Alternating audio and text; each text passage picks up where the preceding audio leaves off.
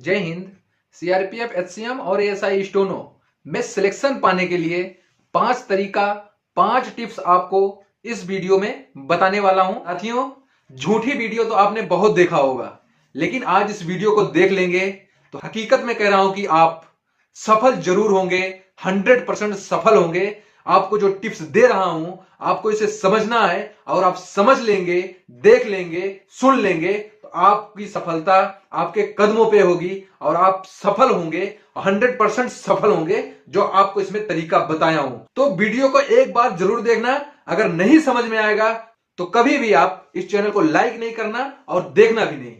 जो 5 तरीका या 5 टिप्स आपको बताने जा रहा हूं, उस तरीके से आप पढ़ाई करेंगे या जो टिप्स देने वाला हूं उसको फॉलो करेंगे, आपका सिलेक्शन निश्चय है। ये आपके भविष्य को कारगर साबित करेगा। तो सबसे पहले हम आपको यह बताएंगे कि आप एग्जाम, जो परीक्षा होगी, आप उसके लिए किस तरीके से तैयारी करेंगे। तो आपको पता होगा कि इसमें 4 टॉपिक दिए गए हैं।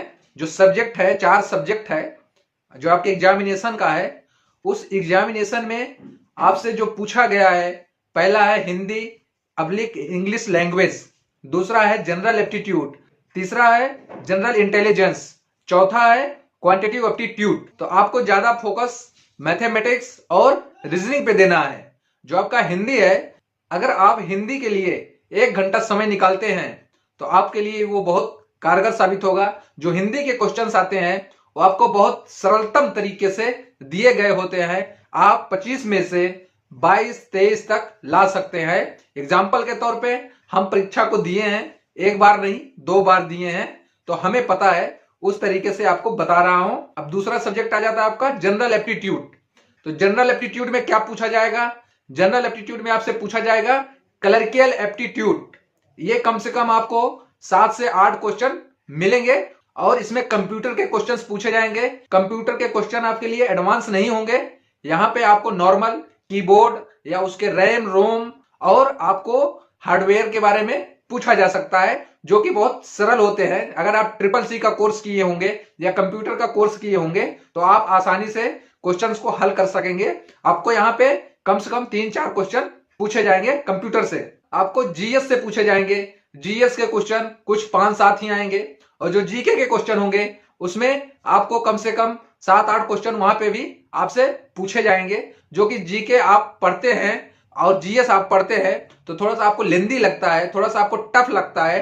टफ का मतलब ये है कि आप जब पढ़ते हैं तो आपको बहुत सारी, बहुत दूर दूर की बातें जीएस में पढ़ने को मिलता है और पढ़ना पड़ता है। जीके है, जीके तो आपका एक निर्धारित है कि ये है, लेकिन जो जीएस होता है, जीएस मतलब जो किया गया है उसके बारे में, कौन किया था, कब किया था, ये पूछा जाता है। तो ये आपका थोड़ा इंपॉर्टेंस इसमें बढ़ जाता है, ये थोड़ा सा टफ हो जाता है। आप आसानी से इसमें भी 20 नंबर, 18 नंबर ला सकते हैं। जो जनरल इंटेलिजेंस होता है वो आपका टोटली रीजनिंग है।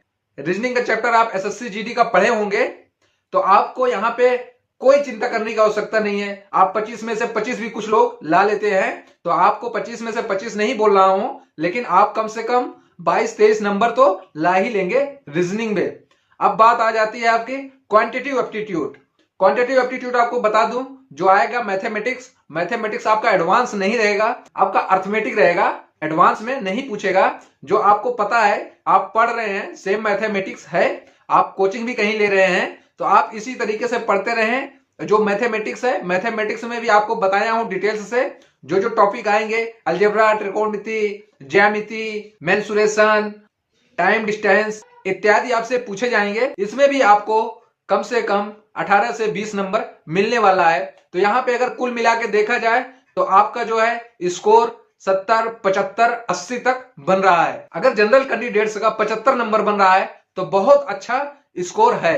इसलिए स्कोर है कि यहाँ पे आपको माइनस मार्किंग भी दी गई है और उसके साथ साथ में यहाँ पे आपका एग्जाम पहले लिया जा रहा है। एग्जाम पहले लिया जा रहा है तो मतलब आपका जो कंपटीशन होगा आपका वो थोड़ा सा हार्ड होगा, टफ होगा, क्योंकि बहुत सारे लोग, बहुत अच्छे टैलेंटेड, जिनकी हाइट भी नहीं है और जिनका चेस्ट भी नहीं है, वो भी इस परीक्षा में भाग ले सकते हैं। तो आप समझ लीजिए कि जब टाइपिंग होगा, टाइपिंग में बहुत सारे कैंडिडेट्स निकल जाते हैं और उसके बाद में पीएचडी में बहुत सारे कैंडिडेट्स आउट हो जाते हैं जो अच्छे खासे टैलेंटेड होते हैं। अब आपको बता दूं टाइपिंग के बारे में। टाइपिंग के रूल्स तरीके हम आपको ऑलरेडी बता चुके हैं। जब जो आपके सामने वीडियो दिख रही है इसको भी आप देख लीजिएगा, लिंक डिस्क्रिप्शन में दे दूंगा और यहां पे भी आपको बता दे रहा हूं। जो टाइपिंग होती है, टाइपिंग के लिए आप कम से कम टाइम निर्धारित कर लें 3 घंटा। 3 घंटे में सबसे पहला 1 घंटा आपका बिल्कुल फुल टाइपिंग, 1 घंटे टाइपिंग करनी है लगातार। हाथ चाहे जाम हो जाए, उंगलियां चाहे जाम हो जाए, लेकिन आपको टाइपिंग लगातार करनी है। उसके बाद आप 10 मिनट का टाइमर लगाइए और वो टाइपिंग बहुत फास्ट कीजिए, तेजी से कीजिए, अपनी स्पीड को बढ़ाइए। आपकी यहाँ पे स्पीड बढ़ जाती है तो आप 2 मिनट का टाइमिंग लगाइए। 2 मिनट का टाइम लगाएंगे तो आप क्या करेंगे, अपनी एक्यूरेसी को देखेंगे, आप गलती नहीं करेंगे, एक्यूरेसी मेंटेन करके चलेंगे। आपकी एक्यूरेसी यहाँ पे मेंटेन होती है और आप पहले 1 घंटा टाइप किए हैं, उसके बाद 10 मिनट फास्ट किए हैं, फिर 2 मिनट आप एक्यूरेसी में लगा देंगे तो आप बिल्कुल टाइपिंग में पास हो जाएंगे। और जो आपको बताया हूं रूल रेगुलेशन, इसके नियम तौर तरीके, उस वीडियो में जो आपको बताया हूं आप इस वीडियो में भी देख सकते हैं।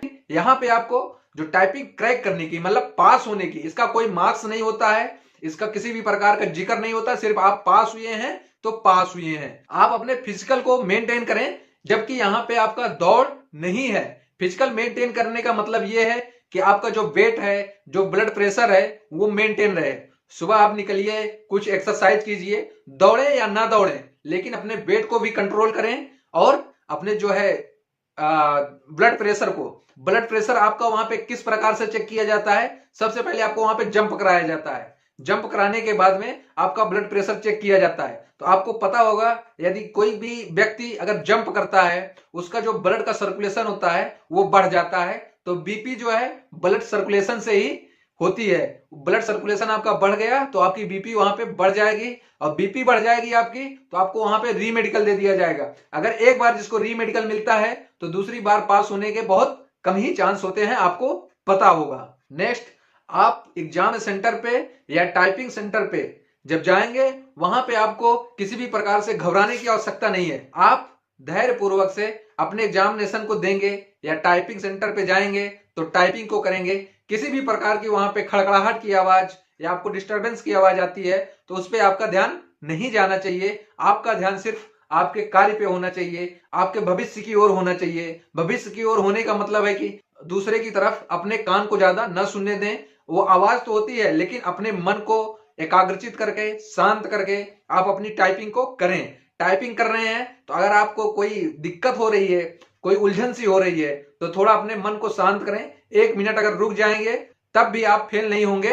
तो 1 मिनट आप रुकेंगे तो आपका जो मानसिक या जो है आप किसी प्रकार से उलझन से पीड़ित हो रहे हैं उससे आप बच सकेंगे। उसके बाद में आप अपनी टाइपिंग को, अपने एग्जामिनेशन को अच्छे तरीके से दे सकेंगे।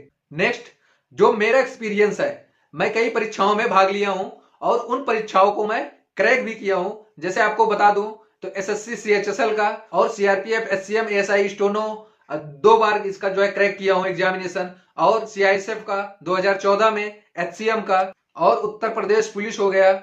इन सब परीक्षाओं को मैं क्रैक किया हूं तो मुझे उतना एक्सपीरियंस है। उस समय क्या होता था, ओएमआर सीट होती थी, लेकिन जो अन्य सीएचएसएल की परीक्षा हो गई और जो है अपना ईएसआईसी की परीक्षा हो गई, ये सब कंप्यूटर बेस्ड एग्जामिनेशन हुए हैं और इनको दिया हूं। आपको ये पता होगा कि जो आपके 4 सब्जेक्ट दिए गए हैं उसमें आपका फर्स्ट हिंदी है, दूसरा जनरल एप्टीट्यूड है, तीसरा आपका जनरल इंटेलिजेंस है, चौथा आपका क्वांटिटेटिव एप्टीट्यूड है। तो ऐसा नहीं है कि आप हिंदी को कर रहे हैं तो हिंदी को करने के बाद ही आप आगे बढ़ सकते हैं। आप हिंदी को कर रहे हैं, हिंदी को नहीं करने का अगर विचार आपका कर रहा है तो आप जो है जनरल एप्टीट्यूड में जा सकते हैं। जनरल एप्टीट्यूड नहीं करने का विचार है आपका, आप जनरल इंटेलिजेंस में जा सकते हैं। जनरल इंटेलिजेंस नहीं करने का विचार है या दिल कर रहा है आपका पहले, तो आप क्वांटिटेटिव एप्टीट्यूड को पहले सॉल्व कर सकते हैं। यहाँ पे किसी भी प्रकार का बाउंडेशन नहीं लगाया गया है कि आप फर्स्ट सब्जेक्ट को कंप्लीट करने के बाद में ही सेकंड सब्जेक्ट में पहुंच सकते हैं। आपका जिस सब्जेक्ट में ज्यादा स्कोप है, जो ज्यादा आपकी तैयारी है, आप पहले उस क्वेश्चन को करें। आप उस क्वेश्चन को न छुएं जो आपको पहले नहीं आ रहा है। आप उस क्वेश्चन को छुएंगे तो उलझ जाएंगे, तो आपको उलझने की आवश्यकता नहीं है। आप अपने उन्हीं क्वेश्चंस को पहले करिए जो आपको अच्छे तरीके से आ रहे हैं। उसके बाद में आपका क्वेश्चन बच गया, 2 4 10 क्वेश्चन बच गया, आपको नहीं पता है किसी भी प्रकार से, तो आपको वहां पे भी छोड़ने नहीं है क्वेश्चन को छोड़ने नहीं है। इसलिए कि आपका अगर गलती होती है, आप पहले से अच्छे मार्क्स, अच्छे क्वेश्चन किए हैं, तो आपको यहाँ पे 10 क्वेश्चन 12 क्वेश्चन नहीं समझ में आया है, उन क्वेश्चंस को ही आप टिक करेंगे। इस प्रकार से टिक करेंगे, आपको देख लेना है थोड़ा सा जो आपका दिमाग कुछ बोलेगा उस समय आप अपने दिमाग की सुन करके आप उस क्वेश्चन पे टिक लगाएंगे, तो यहाँ पे भी आप सक्सेस हो सकते हैं, आपके सारे क्वेश्चंस ठीक हो सकते हैं। तो साथियों, वीडियो अगर आपको इंफॉर्मेटिव लगा है, वीडियो को आप अपने दोस्तों को शेयर कर दीजिएगा। चैनल पे नए जुड़ रहे हैं तो सब्सक्राइब कर लीजिएगा, और वीडियो अगर अच्छा लगा हो तो लाइक जरूर करिएगा, और लाइक करने के बाद में कमेंट करके हमें आप जरूर बताइएगा कि आपको वीडियो कैसा लगा, समझ में आया या नहीं आया। अब हम आपसे मिलेंगे नेक्स्ट वीडियो में, तब तक के लिए जय हिंद।